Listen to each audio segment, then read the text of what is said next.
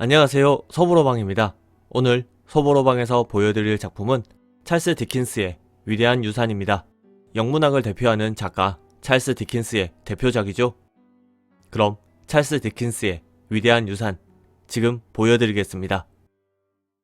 늪지대가 많은 지역 핍이라는 꼬마가 살고 있었습니다. 핍은 대장장이인 매형 조 가저리와 누나 조 가저리 부인과 함께 살고 있었죠. 핍은 어느 날 늪지대에서 탈옥한 죄수를 만납니다. 음식을 가져오라는 그의 요구에 어른들 몰래 음식을 줘 그를 돕습니다만 얼마 지나지 않아 그 죄수는 다시 잡혀갑니다. 핍의 마을에는 미스 헤비섬이라는 나이 많고 결혼을 하지 않은 부유한 여자가 살고 있었습니다. 그녀는 말동무가 필요했는데 마을 사람의 추천으로 핍이 그녀의 저택으로 가 그녀의 말동무가 되어주죠. 헤비섬의 저택은 기이했습니다. 집안에 햇빛이 들어오지 않았고 모든 시계는 멈춰져 있었죠. 핍은 그곳에서 미스 헤비섬의 양녀 에스텔러를 만납니다. 에스텔러는 핍의 또래로 매우 예뻤기 때문에 핍은 그녀에게 반하지만 그녀는 가난한 핍을 무시하고 매정하게 대했죠.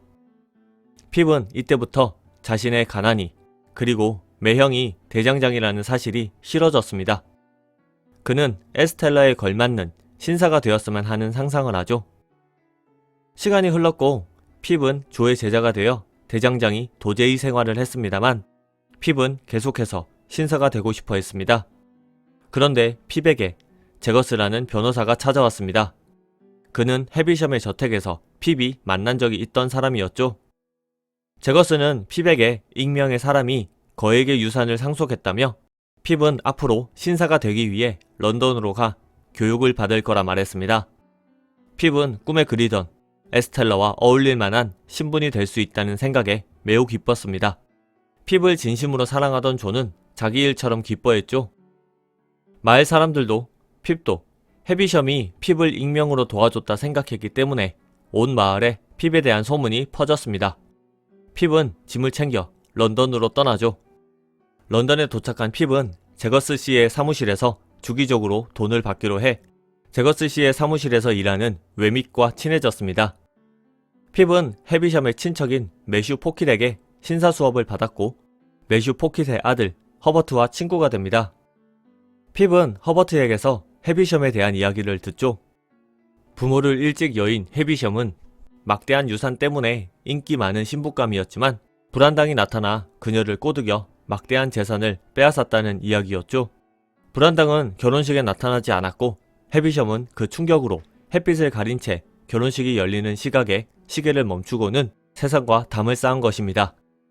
나중에 이 사건은 헤비섬 이복 동생이 불안당과 함께 계획한 것으로 밝혀지죠.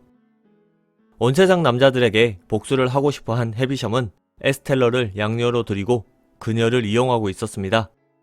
에스텔러를 사랑하는 남자들을 비참하게 만들겠다는 복수인 것이죠. 핍은 헤비섬의 계획을 이해하게 되었고 에스텔러를 사랑하고 있는 자신도 헤비섬의 복수 대상이라는 것을 알게 되죠. 시간은 흘러 핍은 성인이 되었고 씀씀이가 커져 빚을 내기도 하고 웨믹의 도움으로 허버트 몰래 허버트의 사업을 돕기도 하며 지냈습니다. 또 간혹 런던으로 오는 에스텔러를 보며 괴로워하기도 하죠.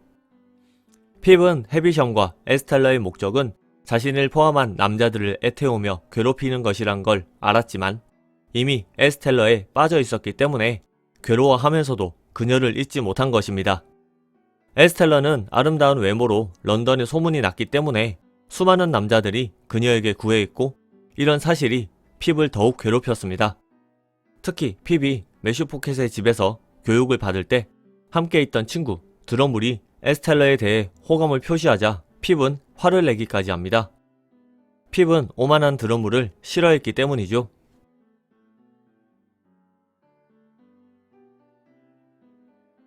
허버트가 출장을 가 집을 비운 늦은 밤 핍에게 한 남자가 찾아왔습니다.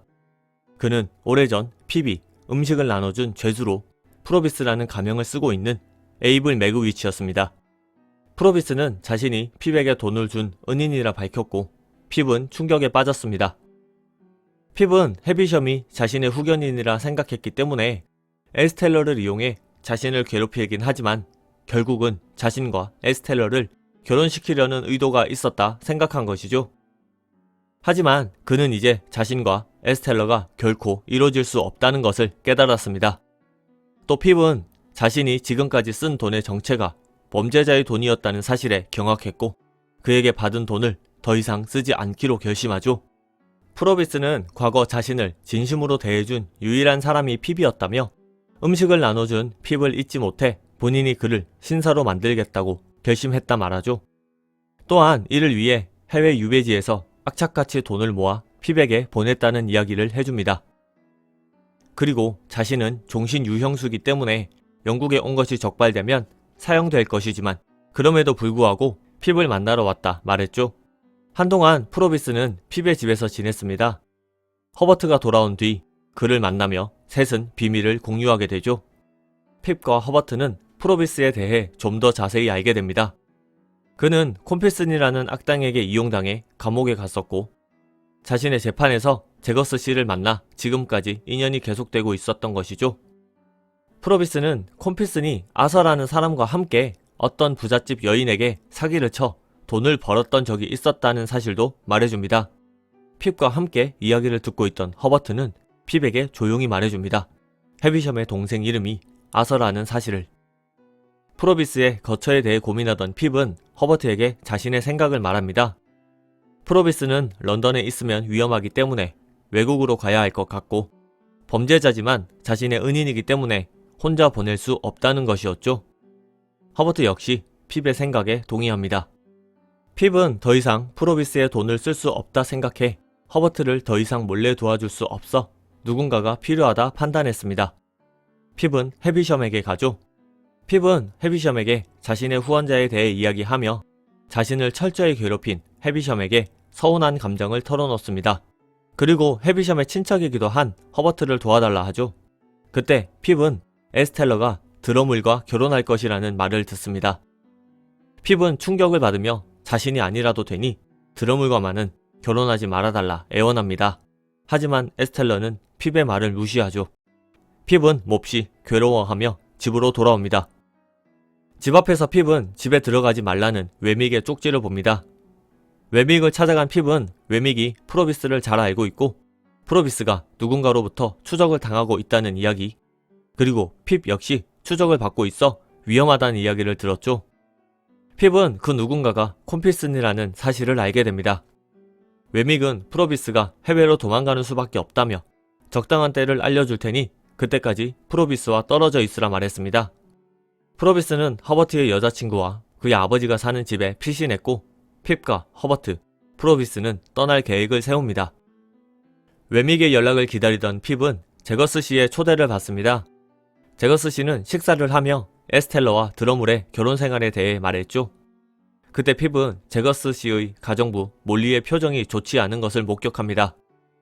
핍은 웨믹에게 몰리에 대해 물었고 웨믹은 살인죄로 처형받을 뻔했었던 몰리를 제거스 씨가 변호해 구해줬다는 이야기를 해줍니다. 그리고 그녀에게 딸이 있었다는 말도 해주죠.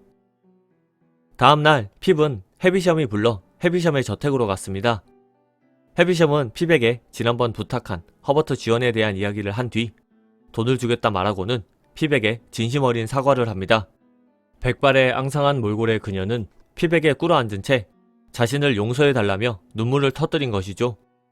그녀는 자신의 복수심, 즉 남자들에 대한 복수심 때문에 핍을 괴롭힌 걸 후회한다 말하고 에스텔러에 대한 이야기를 해줍니다. 핍은 그녀의 이야기를 듣고 몰리가 에스텔러의 생모라는 걸 알게 됩니다. 그날 밤 헤비섬은 심한 화상을 입는 사고를 당하죠. 런던으로 돌아온 핍은 허버트로부터 프로비스에 대한 이야기를 듣습니다. 핍 대신 프로비스와 교류하던 허버트는 프로비스의 과거에 대해 이야기했고 핍은 충격적인 사실을 알게 됩니다. 프로비스의 아내가 살인을 저질렀지만 제거스 씨의 도움으로 무죄를 받았다는 내용이었죠. 즉 프로비스의 아내는 몰리, 프로비스의 딸은 에스텔러였던 것입니다. 얼마 뒤 웨믹으로부터 연락이 왔습니다. 핍과 허버트는 프로비스를 구하기 위한 작전을 세우고 실행합니다. 보트에 프로비스를 숨겨 템즈강을 따라가던 그들은 프로비스를 잡으러 온 보트에 따라잡혔습니다. 프로비스는 그 보트에 타고 있던 콤필슨을 알아보고 공격했고 콤필슨을 죽이죠. 하지만 프로비스 역시 크게 다쳤습니다. 결국 프로비스는 체포되었고 사형 판결을 받게 됩니다.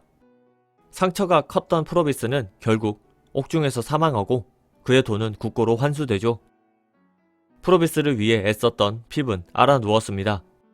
빚쟁이들이 찾아와 핍을 괴롭혔지만 매형 조가 핍에게 와 핍의 빚을 갚아주고 핍을 간호해주죠. 조는 헤비샴의 사망 소식도 전해줍니다. 몸을 추스린 핍은 조에게 진심으로 고마워합니다. 속세에 물들어 진정으로 자신을 사랑해주는 조를 등회시했다는 사실이 부끄럽고 한없이 미안했기 때문이죠. 허버트는 여자친구와 결혼했고 핍은 그들과 함께 아시아로 떠나 함께 일합니다.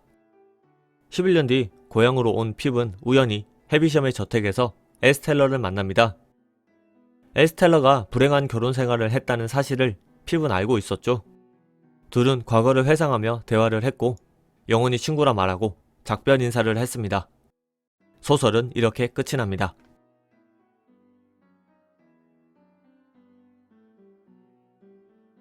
영국인들이 자랑스러워하는 대문호 찰스 디킨스의 위대한 유산은 무척 긴 소설입니다. 핍의 시선으로, 즉 1인칭으로 스토리를 이어가지만 다양한 스토리와 인물들이 있는 소설이죠.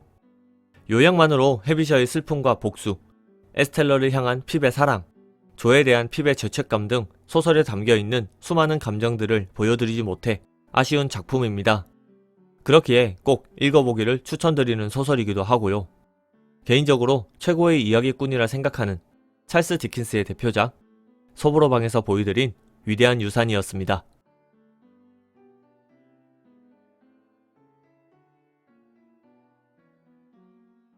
영상이 마음에 드셨다면 좋아요, 구독 버튼을 눌러주세요. 감사합니다.